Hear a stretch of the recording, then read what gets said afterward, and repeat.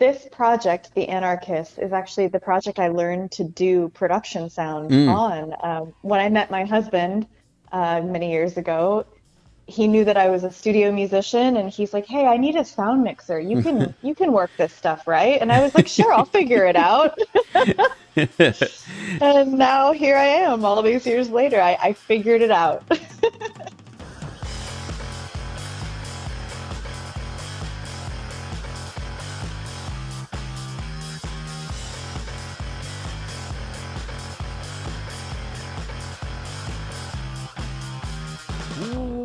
Welcome, everybody, to Casting for Two, the podcast, as always, hosted by me, Chris. Welcome, everybody, to episode number 493. We're almost to that 500. Twitter's going to hell right now.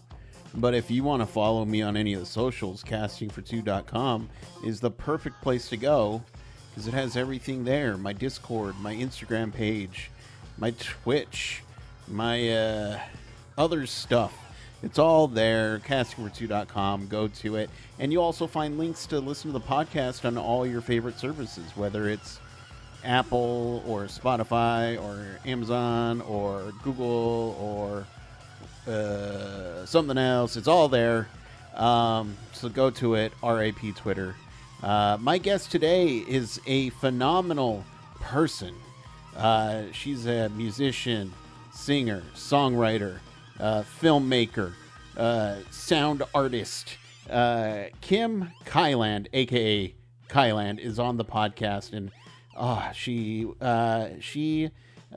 producer. I mentioned. I need to mention producer. The Anarchists is a show on HBO Max right now that you can check out. But I'm done talking because I want you guys to listen to this chat because it's so much fun. So sit back, relax, and Kim, take it away. Hello, Kim. Hi, Chris. Nice to meet you over the phone. Nice to meet you too. How are you doing? I am fantastic. I'm very happy to talk to you. Thank you for having me. Of course, I'm super excited to chat with you. Yeah. I have a lot of questions, Oh, amazing. and I'm excited. I'm glad. I also have questions that I haven't even thought up yet, so that's Oh, also exciting. I'm So, so glad though that we're going to freestyle a little bit. That's always fun. oh yeah, I when it comes to the podcast and stuff like that, I don't know if I could do anything structured. I like freestyling. I like where it goes. I like not having control, Yeah. but wrangling it in. I know that's totally well. For a film set, that's totally the opposite. But I mean, obviously, if you're doing documentary style, Yeah, you I was go going to with say it. a narrative film maybe, but Yeah. doc style, it's all freestyle. Exactly. You're just like, Too much. oh man. Is there enough juice in the camera, and is it in focus? That's all. That's Oh my all you got to God. worry about. Exactly. Exactly. I mean, some of my favorite podcasts are the kind where they just, they just go, they just Mhm. freestyle. So Yeah. I love it. Well, and so I was, we're just kind of jumping into it. I Yeah. was. Are we recording already? Oh yeah, we're going. Yeah. Oh, you're quick. You're Oh quick. I yeah. didn't even know. As soon as I, enter a chat room or hit that call button, it's boom, recording. We're going. Beautiful. Well, I'm glad I didn't say anything controversial then. I mean, you still have time, so don't worry. Don't worry. If you Okay, want great. to, I can always edit it out. So it's all good. You're fine. Thanks, Chris. No, of course, but just kind of. I know that you did this project, the Anarchists, and I remember Yeah. seeing. I don't know if it was a trailer, behind the scenes, still anything like that, but you. I love things that are just kind of where the producers and all that, the directors, they get behind, they get in the thick of it. And I saw you holding a boom. Yeah. Oh yeah, I was the sound mixer on this project for all 6 years that it was happening. I was a sound mixer by trade for many years, Hmm. actually. Oh, okay, okay. So it was just like, okay, not to say, you knew what you're doing, but you knew what you were doing. So, It's funny. This project, The Anarchists, is actually the project I learned to do production sound mm, on. When I met my husband many years ago. He knew that I was a studio musician and he's like, "Hey, I need a sound mixer. You can work this stuff, right?" And I was like, "Sure, I'll figure it out." And now here I am all these years later. I figured it out. There we go. So, is there that inkling, like, I mean, now that I know what to do, let's keep going. Yeah, actually, strangely enough, when we met in the Bay Area, Todd and Mm, I, my husband and I, who's the director of the Anarchists, and we went on tour for a while with a band that we were in, and we kind of crash landed in LA. We didn't plan on moving there. We just kind of ended up there at the end of a tour, and we were like, let's give this a try. And I I started freelancing and mm, doing production sound. I was, luckily I had some amazing mentors early in my career, mentors other than Todd, people who are focused in the production sound world. And yeah. yeah, I had a whole career in production sound without really needing to. It just kind of happened. And kind of learning that again, I know it's all sound, but learning a different side of sound work. Did you find that experiencing that, or learning that, did that influence the music side? I think in some ways it did. I mean, I took kind of a long hiatus from music, Mm, 2019, 20, and 21. It's another thing I didn't exactly mean to do. It just kind of happened. Our hmm documentary really picked up steam, and then the pandemic happened, so live shows weren't really a thing for a while there, sadly. But yeah, it just kind of, I don't know. I feel like everything that's happened in my sound and music life has been very organic, and I think doing production sound has, excuse me, influenced some of my music making, in that I make field recordings and mm. sometimes I use them in my music. So it's kind of just opened up my world as a musician a little more sounds in there. There, I know it's kind of different thing, but there's this director Ryan Johnson who did Knives Out and Brick and Oh, like yeah, yeah, all that. yeah. He, like, his brother-in-law or his cousin, his nephew, I forget what the relationship is, but he would do a lot of music for him, the score and stuff like Oh, that. And for I remember it was for Looper. He created an entire drum set out of recording sounds of a gun, and he I just love that. yeah, exactly. So Oh, when I hear that, you use, field sounds and stuff like that, I'm like, oh my gosh. In this day with the technology we have, you can do so much with it. it's so true. Absolutely. I mean, you can do everything from, I mean, it sounds like maybe he mapped it out to an electronic drum kit, Yeah. to be able to make it into drums, but you can do everything from that to even just like layering sounds in for texture, Yeah. which I kind of, I actually learned from a producer that we work with. He does that a lot. Brad Dollar, who produced these last two singles in The Anarchist, he's very big on just kind of adding some noise, Well, adding some texture. yeah, there's nothing. Yeah, exactly. Some sound texture to Yeah. think, and I went to film school. I know how to edit, Oh, and cool. one of the thing that I love doing is sound mixing for whatever project I'm doing, just because I'll just be like, this needs birds. This needs, Yes. this needs something, and my brain is just kind of going that way. I remember I was doing this weird edit for this. It was like a 80s synthwave thing. And for all the explosions, I was like, it needs like a lion's roar when it blows up, because I Yes. feel I like love that's that. just, that's very 80s, and just like playing with sound design that maybe nobody will ever notice, but I will. Uh, Oh, of course. I love that. You should, I can't remember the person's name, but you should look up, I think it's the original Godzilla movies. I want to say from like the 30s or the mm. 40s, but the sound designers who worked on that were really innovative and brilliant. And they would do things like record a lion and then play the roar backwards and blend it with like heavy machinery. And that's how they got Godzilla's roar. Like that kind of Yeah. stuff is so fun. Yeah, it's like foliage and making sound effects and stuff. Like, that's something that I always wish that I could have gotten into, just because it just like for a lot of these sci-fi movies, like how does Oh, that sound? Like we don't know. Let's try to make it up. Let's get a yeah, blender. Let's get a blender, fill a balloon with whipped cream, and then turn it on. Let's see what happens. And then absolutely. yeah, there's just obviously, film and television, that's a very visual medium, but it wouldn't be what it is without the addition of sound. And Oh my those, God. yeah, there's those things Yes. that people will never know, but at least it's just like the amount of creativity that just goes into it is just nuts. I could not agree with you more. And that's, one of the other, I guess, parties or people that we worked with. I can say a specific individual is a guy named Brent Kaiser Hmm. at a place called Unbridled Sound in Los Angeles. And Hmm. Todd and I were really big fans of a documentary series called Wild Wild Country. I don't know if you've seen it. No, Oh, it's it's not. an amazing story. I would just tell you to look it up and watch it. It's a fantastic documentary, a crazy, wild story, kind of like ours, an unbelievable true story. But Hmm. there were so many scenes, animation and live action scenes, where they played up the sound design in such an exaggerated, beautiful manner. And that stuck with me so much. So when it came time for us to be picking who we wanted to do our sound mixing and sound Hmm. design, we were like, we have to get these people on board. And we did. It was such a good timing. We were Nice. so lucky.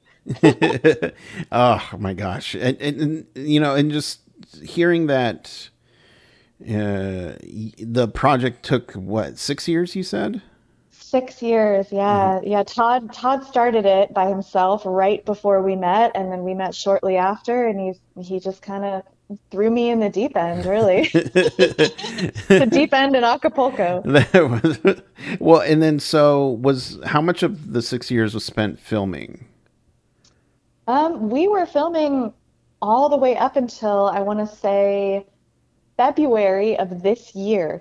2022, Okay. was the last bit of shooting we did. We did all of our kind of like we call them master interviews Hmm. in October, November last year, and January, February of this year.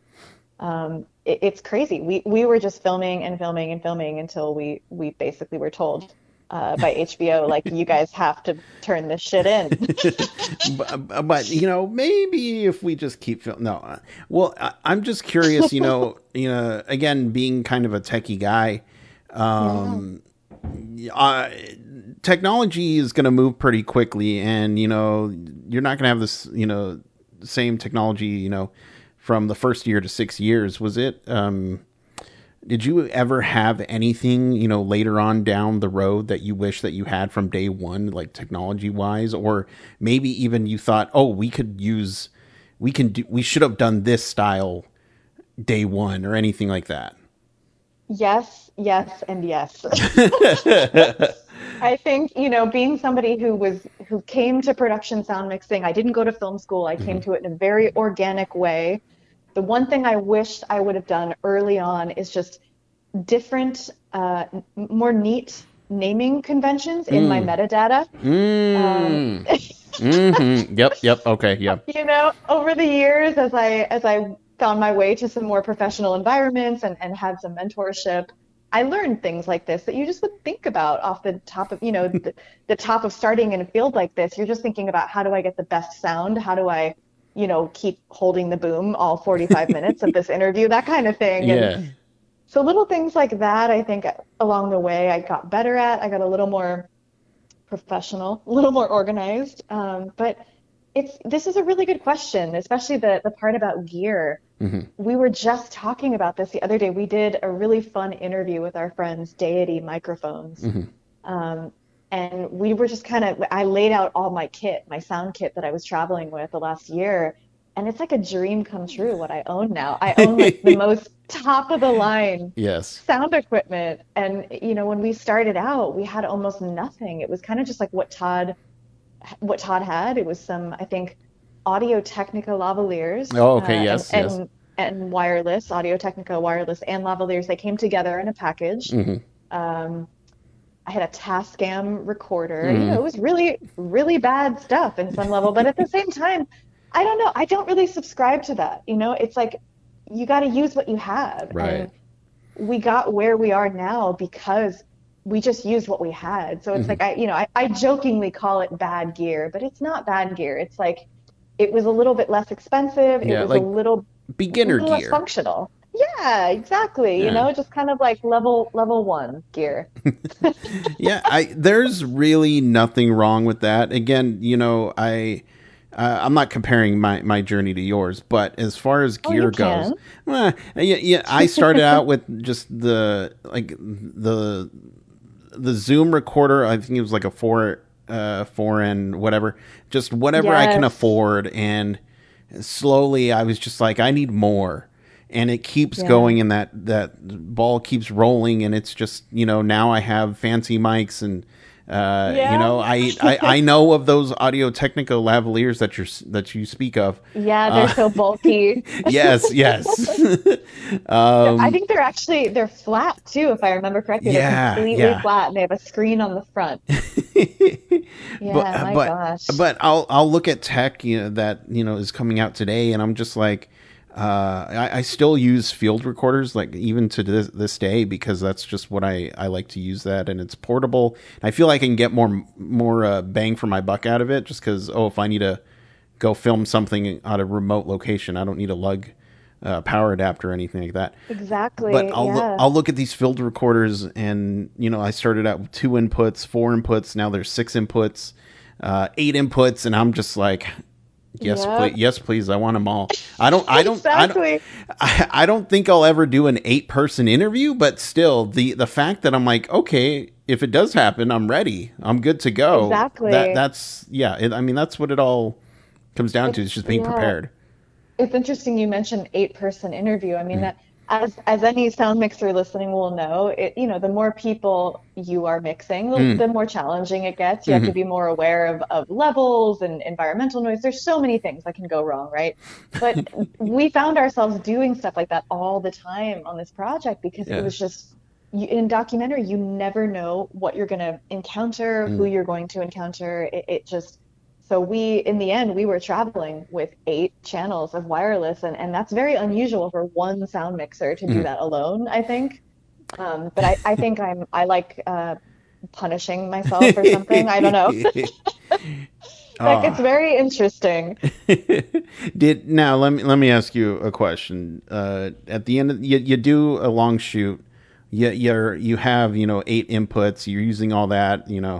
Did anybody at the end of the day? Did anybody ever help you put your equipment away? Todd and I have a really weird filmmaking style in that Hmm. we are so integrated as a 2-person team. We are crew people and producers. So I feel like Todd was always helping me either carry my gear or Mm. put it away or set it up, and vice versa. Like I was, when I could, I'd pick up his sticks and walk those around. It was like I never feel alone when Yeah. I'm on a set with him. It's like as hard as it is for one sound mixer to manage, something like 8 people, right? That's Yeah. very difficult. Todd is always focused on camera and sound. We're such a holistic team when it comes to the kind of full picture of everything. So I'd have to say him. Todd's definitely helped me put my stuff away. Well, you know what? I That's awesome. Nobody ever helps me, and Oh I'm just like, gosh. I'll be standing there for like 20 minutes because I need to wrap the cords correctly, and Yes. The over under. yeah, yeah, the firemen's, Yep. uh, I don't know, but yeah, it's just one of those things that I could never. I could have 5, people around me, and I know they're not going to help me, Yeah. and I'm just I like, think it well, comes, yeah, I think it comes partially down to people looking at our equipment and going, I don't know what that is. I'm not going to touch it, yes. which I'd almost prefer that. There were times when, a subject or somebody that we're interviewing would come up to me as I'm unmiking people and be like, oh, I unmiked myself. Here you go. And it was like they ripped the log off, Mm. they wrapped it tightly around the wireless. So, like Ugh. not how I would want to do it, but they meant well. I My stuff's durable. yeah, it's durable. It's fine. It's only super like thread thin. It's okay. Exactly. Uh, do you wrap like your normal headphones cord in the over under? I think so. Okay. I have what headphones do I use? I think I use the Sony. Oh my God, they're like very, very common. I always forget the model name. They have a little, like a turquoise bar with the model number on them. Everybody uses these. Oh, I like want to the say professional the, ones or something like that. yeah, Yeah. Sony MDR. God, it's escaping me. I'm really bad with model numbers, but the cable on those that it comes with is very long. So Hmm. I've kind of got it braided and wrapped in a way that's like very specific to my setup. So the cable's not just hanging on the ground and it reaches just from my bag, which I'm almost always wearing. I'm a very much like I'm wearing my bag kind of person. Reaches just far enough. It's great. My sound teacher in film school, who was very a lovely guy but very crazy, he was just like, "You're gonna wrap everything like this. You're gonna wrap your headphones. They're gonna be wrapped Yeah. like this." And I was just like, "Ha ha ha, funny." And then to this day, because it's been years since I went to film school, I wrap Yeah. everything that way just because I'm like, yeah, makes sense. So. Yeah, it kind of does though. It's probably very nice and neat. I'm really big on cable management. I Mhm. can't see a bunch of cables all over, whether it's like in the bottom of my bag or in my office in my home studio. I'm kind of with your teacher on that one. I'm all about the neat wrapping. Yeah, and like those like bungee cord things that just kind of wrap around and secure. Oh yeah. I'm all about it, and yeah, I was just like, okay, yeah. I mean, and that's partly why, like this is like life in general. I'm very careful with my things because I want them to last, and Yeah. especially with sound equipment, the amount they pay or they cost. I'm gonna make sure it's okay. Oh, absolutely. Yeah, it's wild. The smallest tiny little item that could fit in the palm of your hand can be thousands of dollars when it comes to sound equipment, right? But again, it's that thing of you need it, especially for a film. Oh yeah. So Oh, I thought of one more thing actually. You yes, asked me if there was something I wish I had in the beginning. mm, Time code, for sure. yes. I want to say like the first year and a half to 2 years of our shooting, it was clapping every Mm. damn time. So amateur. But it worked. It allowed us to sync up the footage in the edit easily. So it's like it's better than nothing. But Right. I want to shout out a company called Tentacle Sync who's made our lives so much easier. There we go. Yes, yeah. Let me tell you. There's been projects that I've worked on that it's just like, here's the footage, here's the sound. Well, what is Oh it? Like, is God. it synced or is it labeled? No. Yeah, have Have fun. fun. Okay. All right. Thank We've you. been there. Oh, we've been there. And there's times where, you forget to clap because you're capturing real life and you're Mhm. just kind of present and in the moment. So I feel your pain on that one. And so just kind of going back on everything. Now that again, spending so much time on this project, and now that it's out, do you have this sense of, hey, now I want to do music, or are you still in that like film headspace where like, no, let's keep going with that? I think a little bit of both. I mean, Hmm. now that we have this momentum from the show being out and making so many new connections through the Mm. world of HBO. HBO opens a lot of doors, I will tell you.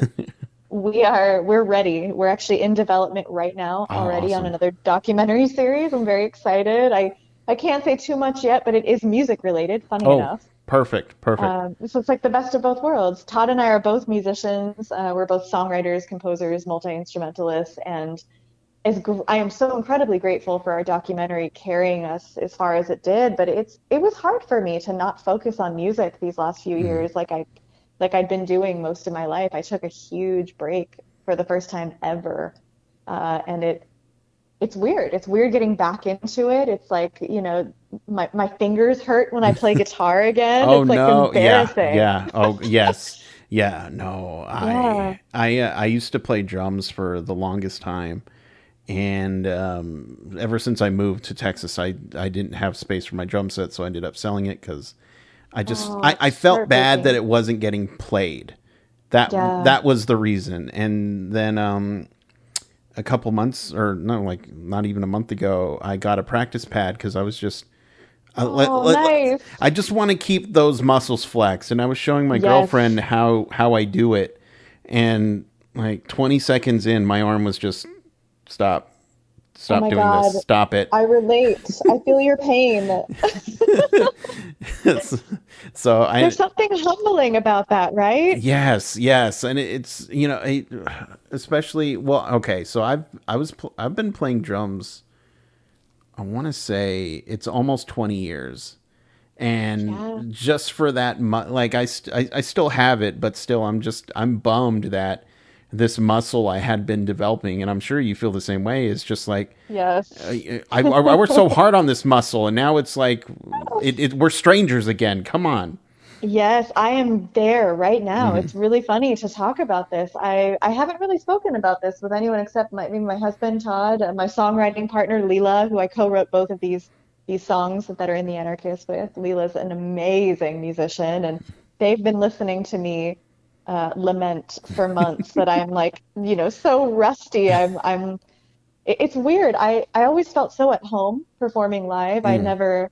I've never experienced anything like stage fright or like wondering whether or not I should be doing this. And the last year, I've really had those feelings for the first time. It's a Mm. really strange space to be in, and it's very humbling. And it's like a little dose of reality, and it kind of makes you approach everything a little differently, a little more thoughtfully and carefully. And as much as I hate it on some days, I want to like scream and throw my guitar. The part of me is very grateful that I got to have this break and I got to Mm. come back to music as kind of a different person than I Mm. was when I took the break. Yeah, and so again, do you taking the break and just trying to reacclimate yourself? Do you just have all these the music ideas just kind of pouring out, just like I just like Oh, yes. the well is too full. There's too much musical water Yes. that I need to dump on Oh my like out God. to the world. 100%. My cup runneth over. Thank God. I'm very grateful. I mean, I should say, I never stopped, Yeah. you know, composing or playing by myself. I definitely did it a lot less, but I think the thing that I'm really trying to get back into is it's not playing my keyboard at my desk by myself, right, Mm. into a DAW. It's like getting up in front of people and Right. sharing a song, that real human connection in the moment. That's the thing that I feel extremely rusty at and a little bit nervous and a little Mm. bit tentative, and just kind of out of practice. Hmm. So I'm really excited. I can't wait. We're making our first full-length record right now, and Mm. in the very beginning stages of it, we're demoing. We have 12 songs that we're just kind of doing a couple different iterations of, and I'm working again with my co-writer Leela, and yeah, we'll see what happens. I'm so happy to be back in this space though. So okay, so with working on the new album, getting working on pre-production on stuff. When do you sleep? Are you just constantly tired? Like what's I gave up sleep about okay? halfway through making The Anarchists. Yeah, I sleep is hard to come by sometimes for me. That's something I've actually really been struggling with as I've Mm. gotten older. I'm in my mid 30s now, and Oh, everybody always said don't to say that. me, Don't say I'm I in my know, mid right? I thirties. know. Don't you dare say that. You take that. I've I'm gonna. refused. You made it almost without saying something controversial, and now you did it. There it is. I'm gonna get canceled. I Oh. always I always knew I was gonna get canceled. It's just a matter of time. Um, no, it's funny. Like you get older and you notice things about your body Mm. changing, of course. But for me, sleep is a big one where for the longest time, I wake up at 5 a.m. Doesn't matter what time I went to bed. Does Mm. not matter. Doesn't matter what I did the night before. I don't drink alcohol. I haven't for Mhm. many, many years. So at least I'm not waking up hungover. That's to me, that's like I'm already one step ahead of the game after, I was a touring musician for a very, very Mhm. long time. And you probably know it's like you spend a lot of time in bars and getting free drinks and all that stuff. So it's like my one thought that I try to remind myself of when I'm practicing gratitude at 5 a.m. when I'm like, I don't want to be awake. I'm like, at least I'm not hungover. At least Right. I'm healthy. Try to turn a negative into a positive. There we go. There we go. It's so I feel I'm right there with you on the whole. I can just wake up because if I go to sleep like at 8 or 9, I know I'm waking up at like 3 or 4 a.m. and Oh just yeah, like, definitely. okay, I guess I'm up. But so Yeah. I try to, 11 midnight. That's the sweet spot for me. But I Yeah. think you not needing sleep has affected me in the sense that, oh, I'll take all the sleep that I can get. I love a good nap. Oh, I'll oh, take don't get me naps. wrong. I need more sleep. Okay. Just because I don't get it doesn't mean I don't need it. I would love to sleep a few more hours every day. And I do take naps. I'm with Okay. you on the napping thing. Thank Yeah. God for that. It's so crazy just to think when I was a kid in school, like, okay, it's nap time. No, I don't want to take a nap. Now I'm just like, yes, please, I'll take a nap. How long do I have? An hour? Oh I my know. gosh. Oh my goodness, I know what you mean. I absolutely feel you on that. I wish I could take longer naps. I'm more like the kind of, I can do like a 20-minute, 30 Mm. minute tops. If I go longer than that, that's gonna really set me back in my Mm. day. So I try to be careful with my Yeah. nap length. Yeah.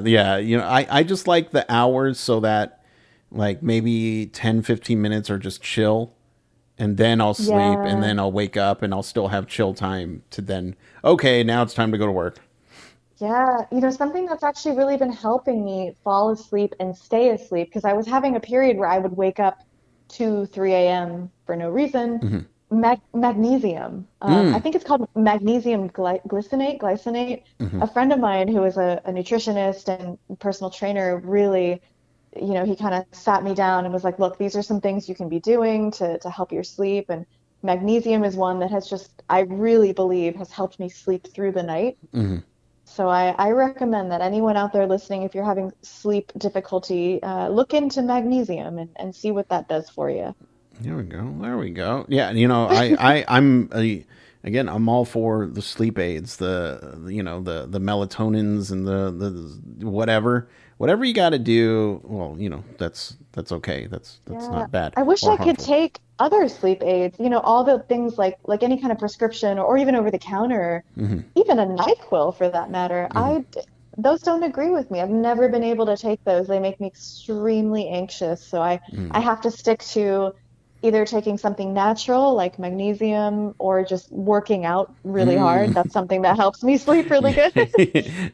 Yes, just keep running until you're tired. Yeah. I do get that. That makes sense. Yeah.